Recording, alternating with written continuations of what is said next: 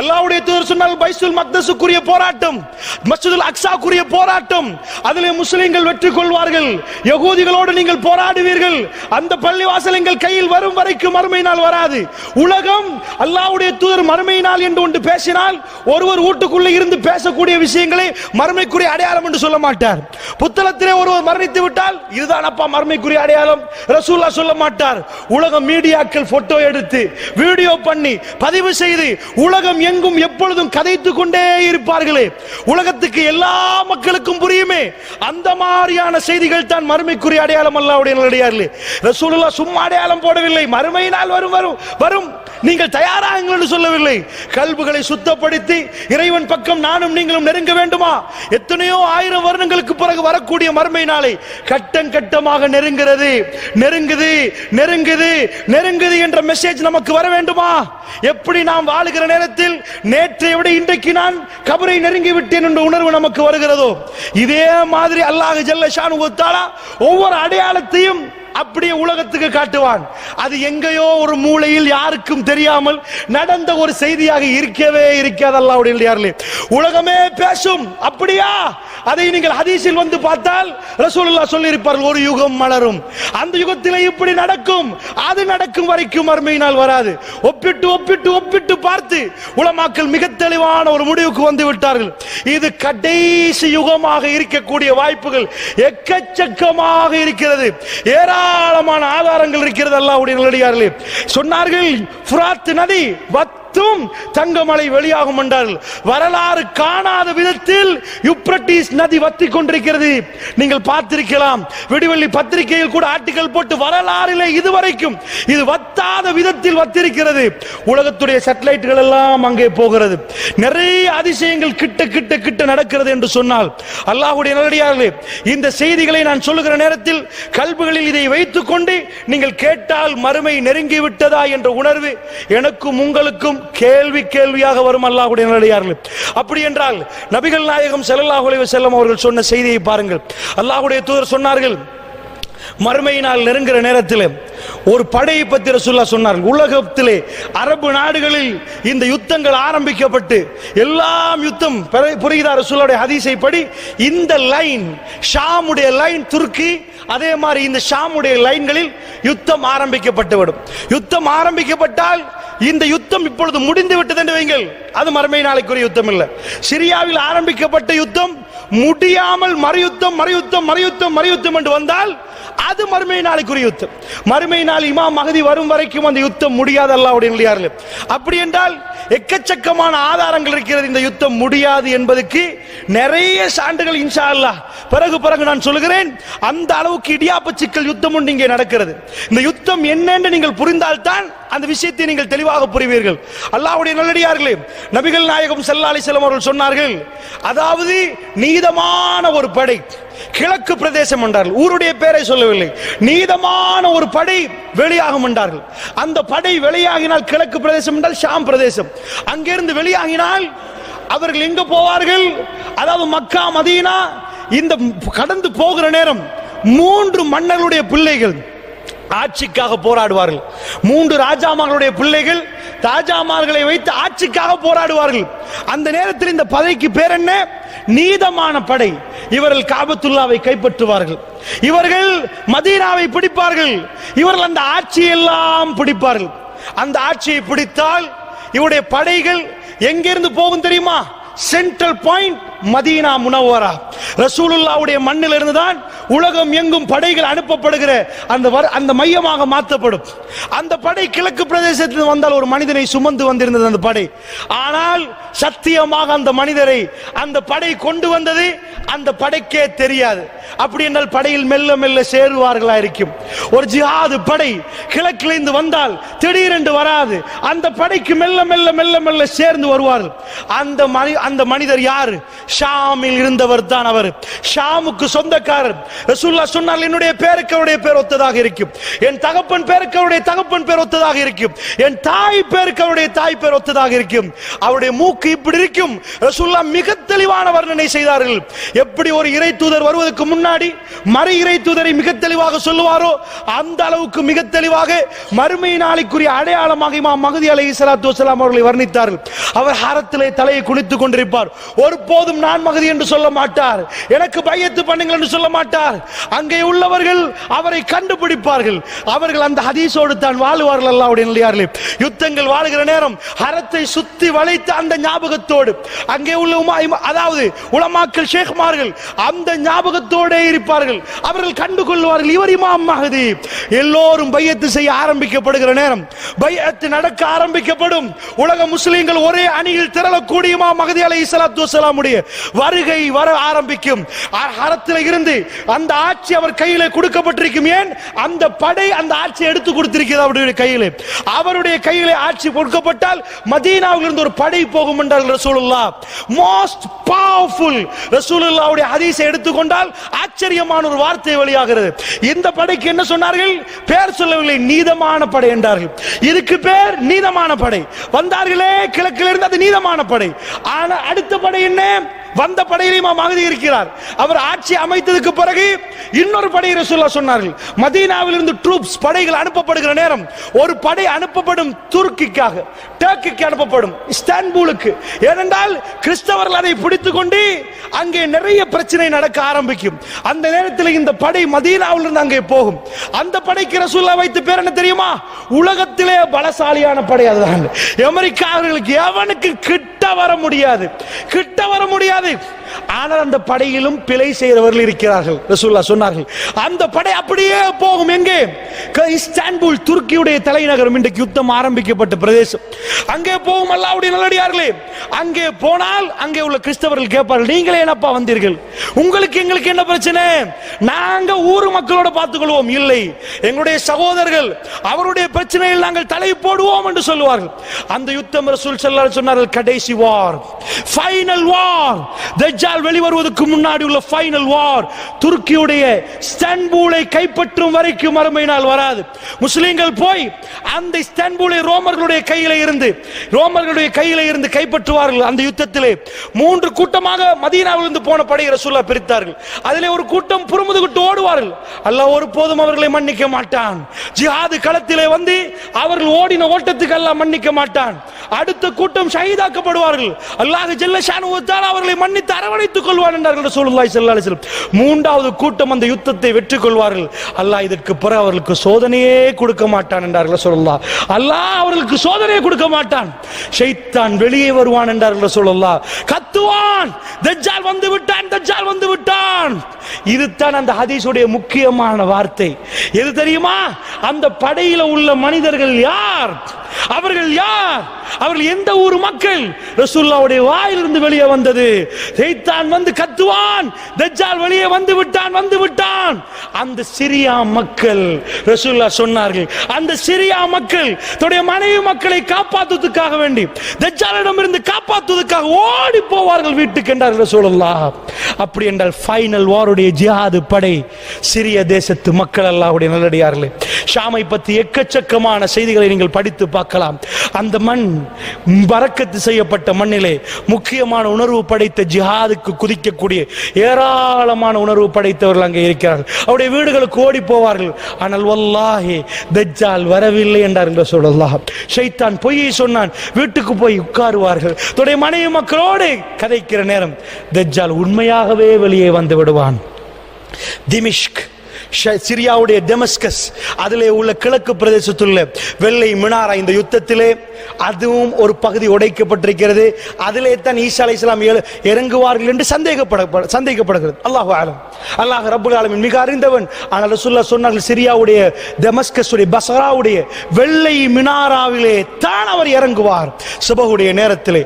அல்லாஹ்வுடைய நல்லடியார்களே, அங்கே இமாம் மஹ்தி அவர்கள் இருப்பார்கள். அவர்கள் இறங்குகிற நேரம் சுபஹு தொழுகைக்கான பேச்சுவார்த்தை நடக்கும். அப்படி என்றால் அந்த சிரியா மக்கள் அங்கே வந்து சேருவார்கள். பாபுலூத், பலஸ்தீனத்துக்கு பக்கத்தில் உள்ள பாபுலூத்திலே தஜ்ஜால் கொலை செய்யப்படுவான். மிக சுருக்கமாக நான் உங்களுக்கு சொல்லியிருக்கிறேன். அல்லாஹ்வுடைய நல்லடியார்களே, அப்படி என்றால் இந்த ஹதீஸை நீங்கள் வைத்து நீங்கள் பார்க்கிற நேரம் மறுமையுடைய கடைசி நிகழ்வுகளுக்குரிய மிக முக்கியமான இடங்கள். இந்த இடங்களில் யுத்தம் ஆரம்பிக்கப்பட்டால் முதலில் பைத்துல் மக்தஸுக்கு தான் யுத்தம் நடந்து கொண்டிருந்தது. ஆனால் மற்ற ஊர்கள் எல்லாம் நிம்மதியாக இருந்தார்கள், எந்த பிரச்சனையும் இருக்கவில்லை. இப்ப கொஞ்சம் கொஞ்சமாக ஈராக்கிலே பிரச்சனை, அதுக்கு பிறகு சிரியாவிலே பிரச்சனை, அதுக்கு பிறகு துருக்கியிலே பிரச்சனை.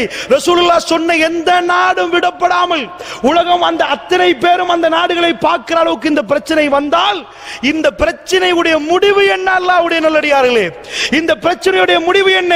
அப்படி என்றால் இந்த செய்திகளை மனசிலே ஆழமாக வைத்துக் கொண்டு ஒரு முஃமின் இந்த நேரத்தில் என்னுடைய பங்களிப்பு என்ன என்ற செய்தியை சொல்வதற்கு தான் இந்த அவ்வளோத்தை நான் உங்களுக்கு சொன்னேன். உங்களுடைய பங்களிப்பு என்ன? அல்லாஹ்வுடைய நல்லடியார்களே, ஹல்ப் பிரதேசம் இன்றைக்கு பாலடைந்து போயிருக்கிறது. மதீனாவுக்கு போய் வருகிறார்கள், 9 டிகிரி என்கிறார்கள் கூதல். ஸ்ரீலங்காவிலே நாத்திரிக்கு அப்படி கூதலாக இருக்கிறது இந்த டிசம்பரில். ஆனால் சிரியா மக்கள் என்ன மைனஸ் டிகிரி அவர்கள் கடுமையான வேதனைக்குள்ளாக்கப்பட்டிருக்கிறார்கள். என்ன இந்த யுத்தம் என்ற செய்தியும் நான் உங்களுக்கு சொல்லலாம். பஷார் அல் அசாத் அவன் தான் கொடுங்கோலன், சிரியாவுடைய ஆட்சி தலைவன். இந்த பஷார் அல் அசாதுடைய வாப்பா கிட்டத்தட்ட 30 வருஷம் சிரியாவை ஆளுகிறார். பஷார் அல் அசாத் ஒரு கண் வைத்தியர், கண் டாக்டர். அவன் என்ன பண்றான்? அவன் ராணுவத்தில் இருந்து வாப்பா மௌத்தாக ராணுவத்தால் ஆட்சியை பிடிக்கிறான். ஏனென்றால் அவனுடைய பிரிவு ஷியா, நுசைரியா என்ற பிரிவு. கிட்டத்தட்ட 10க்கும் 12க்கும் இடைப்பட்டவர்கள் தான் அவர்கள். 30 லட்சம் 2.5 கோடி மக்கள் தான் சிரியாவில் இருக்கிறார்கள். இந்த 30 லட்சம் பேரை வைத்தால் 70% அஹ்லுஸ் சுன்னா வல் ஜமாஅத்தினர்கள், 70% எங்க மக்கள். 2 கோடி பேர் எங்க மக்கள், அல்லாஹ்வுடைய நல்லடியார்கள். 1.5 கோடிக்கு மேல அஹ்லுஸ் சுன்னா வல் ஜமாஅத். ஆனா ஆட்சி செய்யறது யாரு? ஷியா. ஷியாக்களிலும் மிக மோசமான ஜாதி தான் இந்த நுசைரியா. எப்படிப்பட்ட ஜாதி என்றா, ஈரான் இவர்களை காஃபிர் என்றுவார்கள். ஈரானே 1 நம்பர் காஃபிர், அவர்கள் இவர்களை காஃபிர் என்றா எப்படி தெரியுமா? நுசைரியா என்பது ஷியாக்களில் மிக மோசமான ஜாதி. ஏனென்றால் அலி பின் அபி தாலிப் ஒரு மனிதர் அல்ல, அவர்தான் அல்லாஹ் இந்த உலகத்தில் பிறந்தார். அல்லாஹ் இந்த உலகத்தில் மனித உருவம் வந்தால் அலி பின் அபி தாலிப் என்று சொன்ன ஒரு மிக மோசமான ஜாதி அல்லாஹ்வுடைய நல்லடியார்கள். இந்த ஷியாக்கள் தான் அந்த நுசைரியா பிரிவு. இவருடைய எக்கச்சக்கமான பிழைகள் இருக்கிறது. இவர்கள் எப்படி ஆட்சிக்கு வந்தார்கள் என்றா, அதான் அத்துமீறி வந்தார்கள். வந்தா மக்கள் பொறுத்து 2011ஆம் ஆண்டுல இதுக்கு மேல பொறுக்காண்டு வெடிக்க ஆரம்பிக்குது யுத்தம். அந்த யுத்தம் எப்படி என்றா, ஸ்ரீலங்காவில் ராணுவம் இருக்கும். ஏதாவது மக்கள் வந்து புரட்சி செய்தா சுடுவார்களா? இல்ல. என்ன கண்ணீர் புகை அடிப்பாங்க, தண்ணி அடிப்பாங்க, விரட்டுவாங்க, ராணுவத்தை போடுவாங்க. பஷார் அல் அசாத் கையில் எடுத்தது துப்பாக்கி. மக்கள் புரட்சி செய்கிற நேரம் எல்லாத்தையும் கொல்ல ஆரம்பித்தான் பஷார் அல் அசாத். கொல்ல ஆரம்பித்தா உள்நாட்டு போராக மாறுது, மக்களுக்கும் ராணுவத்துக்கு.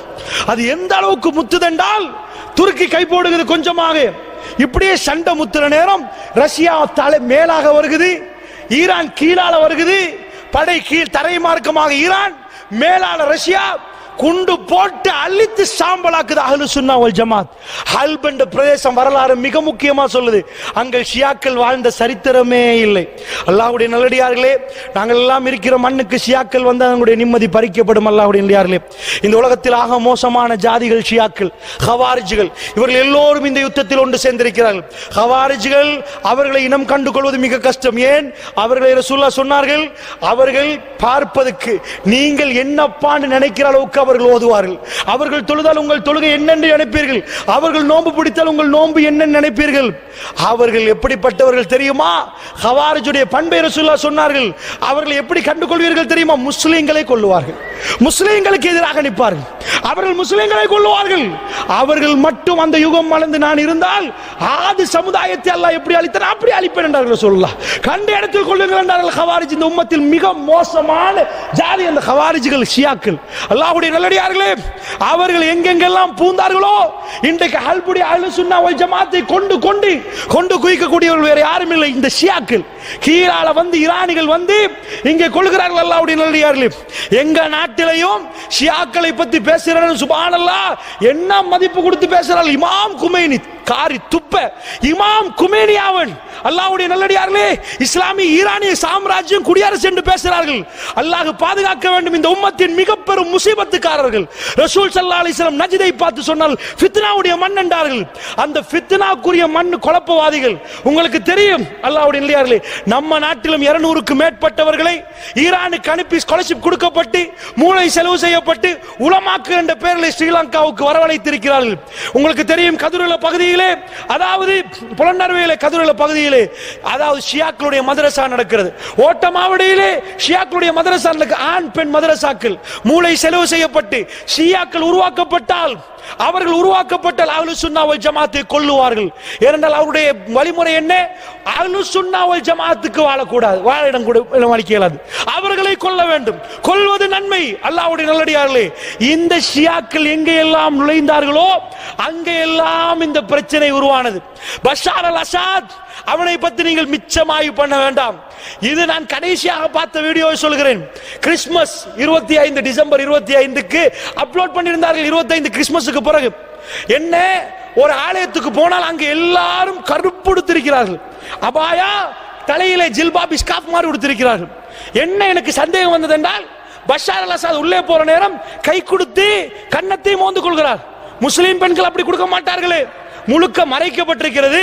கண்ணங்களை ஹக் பண்றாரு, கை கொடுக்கிறாரு.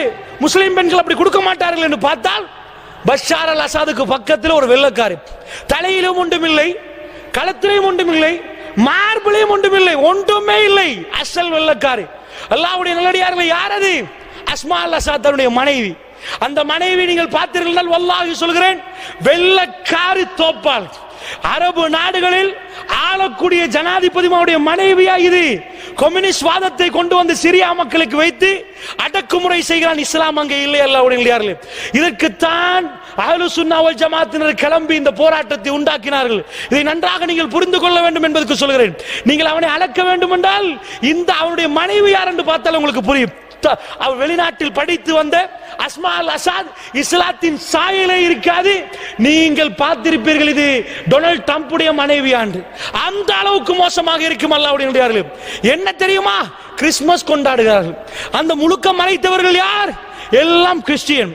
அந்த நாட்டு கலாச்சாரம் கிறிஸ்டியன், எல்லாத்தையும் மறைக்க வேண்டும். சுப்ஹானல்லாஹ், அவர்களே மறைக்க இவர்கள் அத்தனையும் திறந்து கொண்டு போறார்கள். எங்கே இஸ்லாம்? எங்கே அவருடைய கல்விலே இஸ்லாம்? அல்லாஹ்வுடைய நல்லடியார்களே, அங்கே கிறிஸ்துமஸ் கொண்டாடப்படுகிறது 5 ஆண்டுகளுக்கு பிறகு. சொன்னால் என்ன சொன்னார்கள் தெரியுமா கிறிஸ்தவர்கள்? கிறிஸ்துமஸ் 5 வருஷத்துக்கு பிறகு ஏன் கொண்டாடப்படுவதாம்? எது கொண்டாடப்படுதான்? இவ்வளவு காலமா அந்த உள்நாட்டு போர்ல அந்த ஊரை பிடிச்சிருந்தாங்களாம். பஷார் அல் அசாத் வந்து மீட்டி எடுத்து விட்டாராம். அதனால் பஷார் அல் அசாதும் போய் கிறிஸ்துமஸ் கொண்டாடுறாராம். சுப்ஹானல்லாஹ்.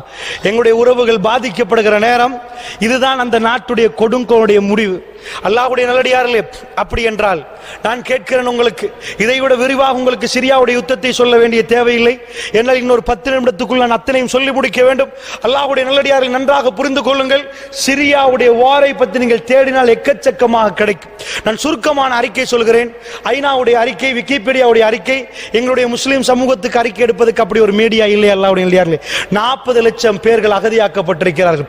நிம்மதியாக வீடுகளில் வாழ்ந்த மக்கள், அதில் 11 லட்சம் பிள்ளைகள் அகதியாக்கப்பட்டிருக்கிறார்கள். 73,000 குழந்தைகள் தாய் தகப்பனை இழந்த சின்ன சிறுமிகள் 73,000 பேர் இருக்கிறார்கள். அல்லாஹ்வுடைய நல்லடியார்களே, இப்பொழுது 4,70,000 மேல பிப்ரவரியுடைய அறிக்கை, இப்பொழுது 6 லட்சம் தாண்டிருக்க வேண்டும். 4,70,000 மேற்பட்டவர்கள் கொலை செய்யப்பட்டிருக்கிறார்கள். அல்லாஹ்வுடைய நல்லடியார்களே, இந்த யுத்தத்தை பொறுத்தளவிலே எனக்கும் உங்களுக்கும் ஒரு பங்களிப்பு இருக்கிறது. இந்த உம்மத்து பாதிக்கப்படுகிற நேரம், குர்ஆன் சுன்னாவாதிகள் லா இலாஹ இல்லல்லாஹ் என்று சொன்னவர்கள் பாதிக்கப்படுகிற நேரம், நானும் நீங்களும் அல்லாஹ்விடம் கரமேந்தி, யா அல்லாஹ், அவருடைய கல்புகளுக்கு உறுதியை கொடுத்து விடு. யா அல்லாஹ், அவர்களுக்கு குர்ஆனிலும் சுன்னாவிலும் யார் நிலைத்திருக்கிறார்களோ அவளுக்கு உன்னுடைய நேரடியான உதவியை கொடுத்து விடு யா அல்லாஹ் என்று கேட்க வேண்டும். அல்லாஹ்வுடைய நல்லடியார்களே, அந்த உணர்வு கூட எனக்கும் உங்களுக்கும் வரவில்லை என்றால், காலையிலிருந்து ராத்திரி வரைக்கும் என்னுடைய குடும்பமும் என்னுடைய பிள்ளையும் மட்டும் என்ற உணர்வு வந்திருந்தால், நிச்சயமாக முனாஃபிக்குடைய அடையாளம் எனக்கும் உங்களுக்கும் இருக்கிறது. ரசூலுல்லாஹ் என்ன சொன்னார்கள்?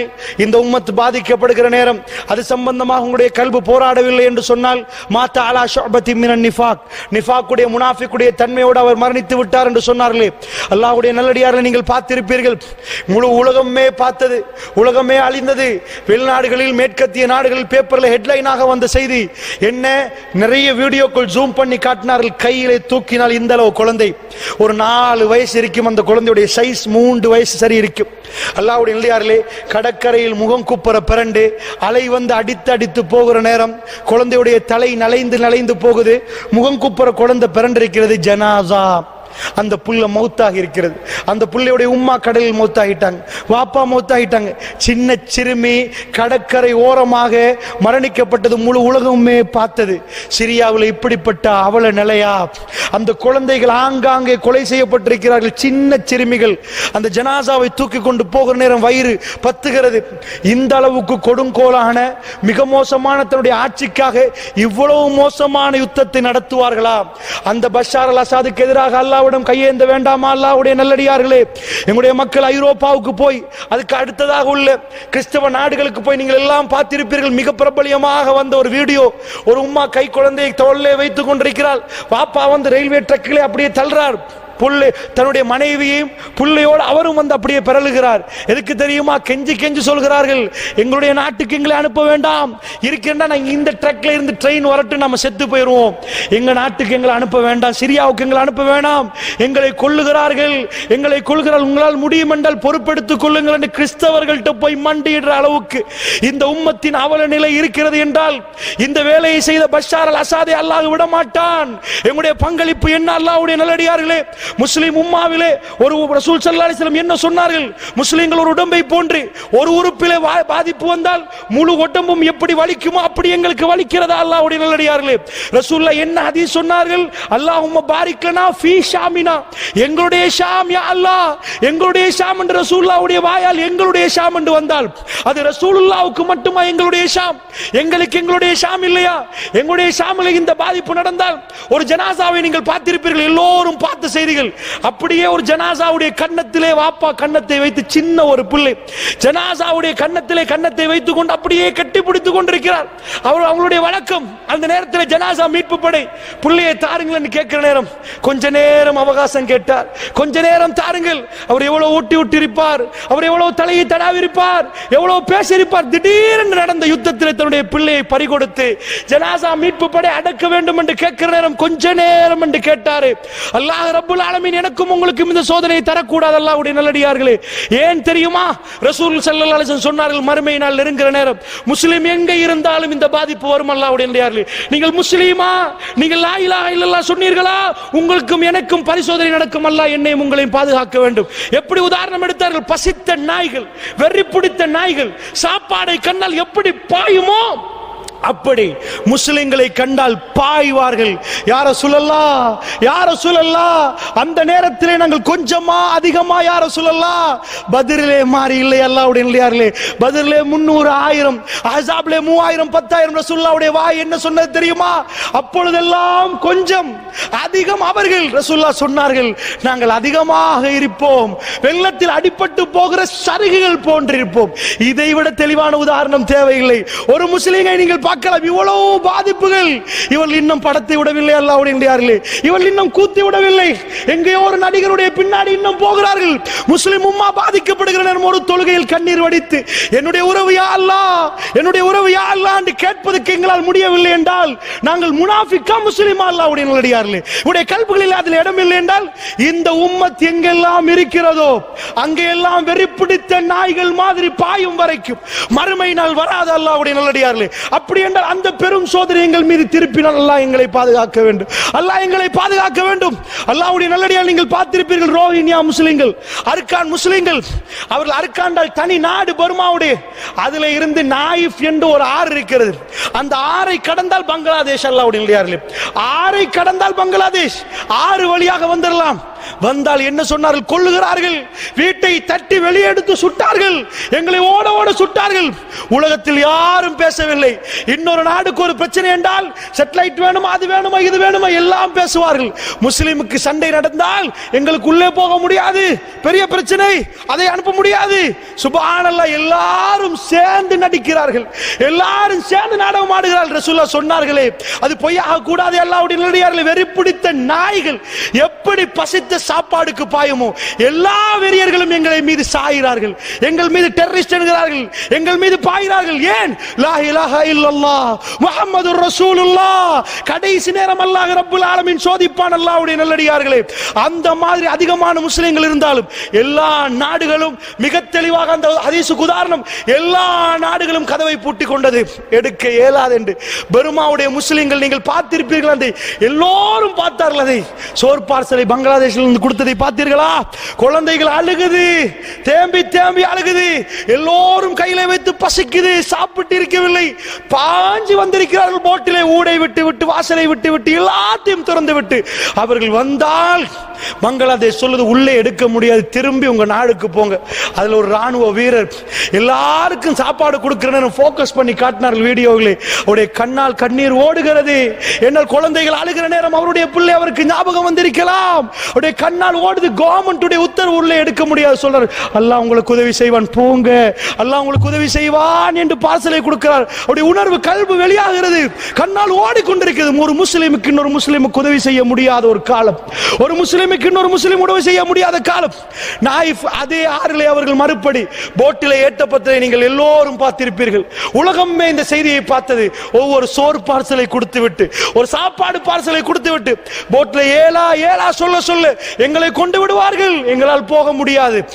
என்ன கடைசி அறிவிப்பு என்ன வந்தது? நாயிஃப் ஆறிலே மீன் பிடிக்கிறவர்கள் வந்து பேசினார்கள். என்ன சொன்னார்கள் தெரியுமா?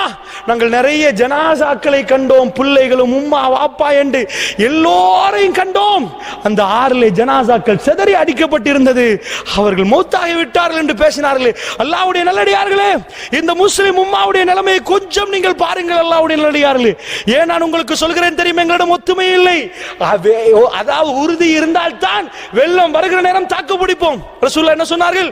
வெள்ளம் வருகிற நேரம் அடிப்படுகிற சருகுகள் மாறி நீங்கள் இருப்பீர்கள். அப்படி என்று சொன்னால், இவ்வளவு பெரிய அனர்த்தங்கள் வருகிற நேரம் எங்களுடைய பங்களிப்புகள் என்ன? அல்லாஹ்வுடைய நல்லடியார்களே, என்ன நாம் செய்திருக்கிறோம்?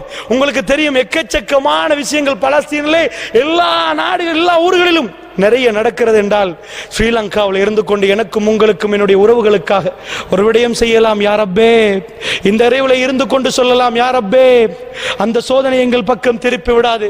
எங்களுடைய உறவுகள் பாதிக்கப்படுகிறார்கள். யா அல்லாஹ், உன்னுடைய உதவி நேரடியாக தேவைப்படுகிறது.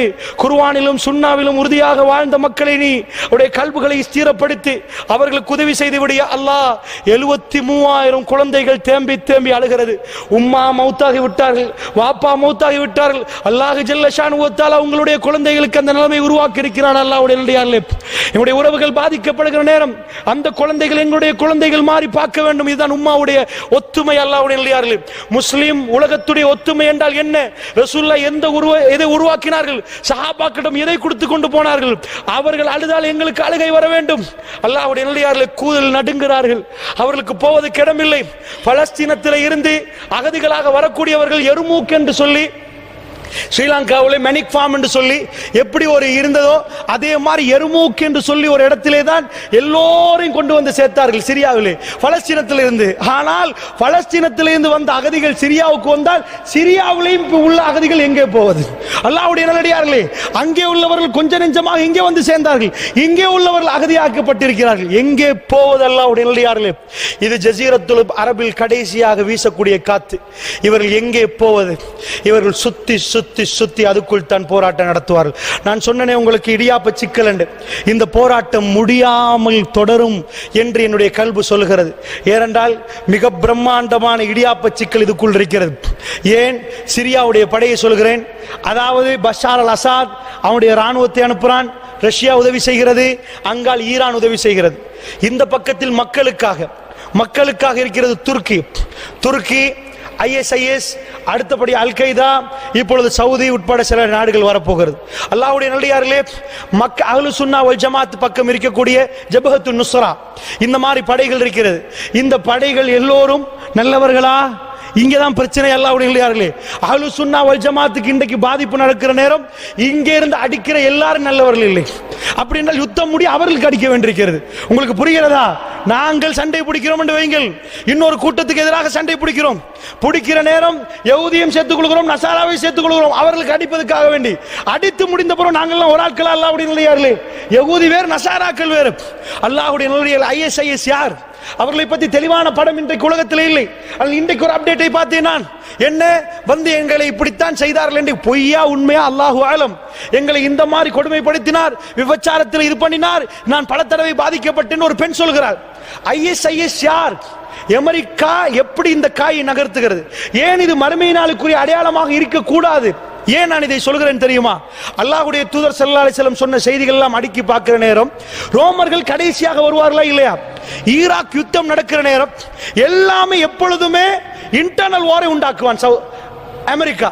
அவன் நேரடியாக முதலில் வரமாட்டான், இன்டர்னல் வாரை உண்டாக்கிவிட்டு அவர்கள்ட்ட சில அமைப்புகள் இருக்கிறது, அவர்கள் எல்லா ஆயுதத்தையும் வித்து 10% ஒதுக்கி விடுவார்கள். ஒரு அளவு 10% இல்லை, ஒரு பேச்சு 10% ஒதுக்கினா அவர்கள் தான் வந்து மனிதாபிமானத்தை பேசக்கூடியவர்கள். எது ஆயுதம் வித்த சல்லிலே ஒரு பகுதி இருக்குது, நீங்க சண்டை பிடிங்கடான்னு சண்டையை மூட்டி சண்டைக்கு ஆயுதத்தை எல்லாம் வித்ததுக்கு பிறகு ஃபைனலி வருவார்கள். பார்த்தீர்களா ரெட் கிராஸை பார்த்தீர்களா, என்ன மனிதாபம் பார்த்தீர்களா, தூக்கி போறார்கள், கெட்டி போறார்கள், அடிச்சு போறார்கள் என்பார்கள். எல்லாமே அதுல ஒரு பகுதி. அவர்கள் புட்ட ஆயுதத்தை வித்தத்தில் ஒரு பகுதி. என்ன பண்ணார்கள்?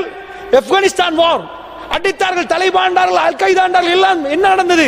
கடைசியில் வந்து இறங்கி எல்லாத்தையும் முடக்கி இல்லாமல் ஆக்கினார்கள். ஃபைனலா தான் எல்லாத்தையும் ஆயுதம் விற்பார்கள். உள்ளுக்குள்ள சண்டை நடந்ததுக்கு பிறகு கடைசி அவர்கள் இறங்குவார்கள், சண்டையை முடித்து விட்டு அவர்கள் கையில் எடுப்பார். இதே மாதிரி ஈராக்குடைய வார் முடிகிற நேரம் ஒரு 3500 பேர் சிறையில் அடைக்க வைக்கப்பட்டிருந்தாங்க. அவர்களை சிறை உடைச்சிட்டு வெளியே வந்தாங்க. அல்லாஹு அக்பர். அமெரிக்காவுடைய சிறை அது ஈராக்ல, அவர்கள் தான் போட்டிருந்தாங்க. சிறையை உடைச்சிட்டு வந்தவங்க எவ்வளவு? 3500.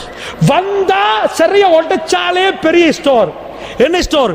நவீன ரகமான ஆயுதங்கள். இந்த உலகத்தில் இப்போ உள்ள நவீன ரகமான ஆயுதங்கள் இந்த 3500 பேர் எடுத்தார்கள். நவீன ரகமான ஆயுதங்களை அவ்வளவுத்தையும் கையில் எடுத்தார்கள். அவர்களுக்கு பேர் தான் ISIS. இப்பொழுது சொல்லுங்கள், இதை உடைக்க காட்டி அமெரிக்கர்கள் மாங்கா பிச்சார்களா? அல்லாஹ்வுடைய நல்லடியார்களே, இவர்கள் ஜெயிலில் இருந்து பாஞ்சார்களாம், பாஞ்சி வந்து இதை உடைத்தார்களா? உடைச்சா அவர்களுக்கு கிடைத்து விட்டதாம். இது என்ன தண்ணி டோக்கா கிடைக்கிறதுக்கு? நவீன ரகமான ஆயுதங்களை இங்க வச்சது யார்? நான் சில வேளை தெளிவாக சொல்ல மாட்டேன், அமெரிக்கர்கள் தான் இவர்களை உருவாக்கினார்கள் என்று ISIS. ஆனால் இவர்களை வளருவதற்கு அமெரிக்கா தான் காரணம். ஏண்டா வந்தவர்கள் அவ்வளவு ஆயுதத்தையும் எடுத்துவிட்டு எங்கே போனார்கள்? சிரியாவுக்கு போனார்கள். அவர்களிடம் ஹவாரிஜுடைய தன்மைகள் தெரிகிறது. ISIS இடம் அவர்கள் யார் உருவாக்கினார்கள் என்பதில் விஷயம். ஹவாரிஜுடைய சில பண்புகள் மிக தெளிவாக அடையாளம் காட்டப்படுகிறது. அவர்கள் வந்து எங்கே நுழைந்தார்கள்? சிரியாவுக்கு போனாங்க. எதுக்கு போனாங்க? இந்த ஆயுதத்தை எடுத்து முஸ்லீமை கொல்லணும், சண்டை உண்டாக்கணும், நாடு இல்லாமல் ஆக்கணும், கடைசியா நாங்க பிடிக்கணும். இதுதான் டாக்கெட். அல்லாஹ்வுடைய நல்லடியார்களே, இதுக்காக வேண்டி ஆயுதத்தை கொடுத்து போராளிகள்ட்ட ஆயுதம் கொடுத்தது அமெரிக்கா. மிக தெளிவில் இப்படித்தான் வரும். இதெல்லாம் முடிய கடைசியில் அவர் வந்து இறங்கி அவருடைய படையை அனுப்பி எல்லாத்தையும் முடித்தால், நான் கேட்கிறேன், நீங்க எல்லாம் யுத்தம் முடிந்ததுக்கு பிறகு அவர்கள் இங்கே வந்து இறங்கி அவருடைய ஆட்சியை அறிவித்தால் அதுதான் இமாம் மஹ்தியுடைய வருகை. அல்லாஹ்வுடைய நல்லடியார்களே, அப்படி என்றால் அல்லாஹ்வுடைய நல்லடியார்களே, இந்த யுத்தங்கள் நடக்கிற நேரம் இதை இன்னும் ஆய்வு பண்ணலாம். அல்லாஹு ஆலம். சில வேளை இது மறுமை நாளைக்குரிய யுத்தமாகவும் இருக்கலாம், இல்லாமலும் இருக்கலாம். ஆனால் மறுமைக்கு நாங்கள் ரொம்ப நெருங்கி விட்டோம் என்றால் அல்லாஹ் ஜல்ல ஷானுஹு தஆலாவிடம் நாங்கள் நிறைய கேட்கணும். சோதனைக்குரிய காலம், இந்த யுகம் முடிகிற நேரம் அதிபயங்கரமான காலங்கள் நிகழ இருக்கிறது, அதிபயங்கரமான விஷயங்கள் வர இருக்கிறது. காலையிலே ஒரு முஃமினாக இருப்பார், மாலையிலே அவர் காஃபிராக மாறிவிடுவார். வயும்சி முஃமினன் வயஸ்பி காஃபிரா. மாலையிலே முஃமினாக இருந்தவர் காலை எழும்ப காஃபிராகி விடுவார். அந்த நேரத்தில் ரசூல் ஸல்லல்லாஹு அலைஹி வஸல்லம் சொன்னார்கள், தனல் கட்டியை கையில் வைத்துக் கொண்டிருந்தால் எவ்வளவு கஷ்டமாக இருக்குமோ அந்த அளவுக்கு இஸ்லாத்துக்குள் இருப்பது கஷ்டமாக இருக்கும். இஸ்லாத்தை விட்டு ஓடக்கூடிய அளவுக்கு மக்கள் இருப்பார்கள். அல்லாஹ்வுடைய அதிபயங்கரமான சோதனைகள் வரக்கூடிய அந்த யுகம் மலர்ந்து விட்டதோ தெரியவில்லை. ஆனாலும் நானும் நீங்களும் எங்களுக்குரிய மிக பெரும் பங்களிப்பு அந்த மக்களுக்காக நிறைய பிரார்த்திக்க வேண்டும். அந்த குழந்தைகள் துடிக்கிறது, அழுகிறது, பசியிலே அழுகிறார்கள்.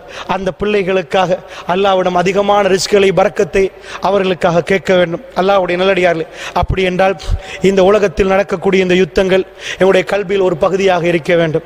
காலையிலே நானும் நீங்களும் பிசினஸுக்கு போனாலும் மாலையிலே சாப்பிட்டாலும் எங்களுடைய கல்வியிலே ஒரு பகுதியிலே ஒரு கவலை இருக்க வேண்டும். அது எங்களை முஃமின் என்று அடையாளப்படுத்துகிறது. எனக்கும் உங்களுக்கும் அந்த எந்த இதுவும் இல்லை என்றால் நாங்கள் முனாஃபிக்கா என்ற சந்தேகத்தை உண்டாக்குறது. அல்லாஹ் ஜல்ல ஷானஹு வ தஆலா என்னையும் உங்களை முஃமின்களாக வாழ்ந்து மரணிக்கக்கூடிய பாக்கியத்தை தந்தருள் புரிவானாக. வ ஆகிரு தஅவானா அனில் ஹம்துலில்லாஹி ரப்பில் ஆலமீன்.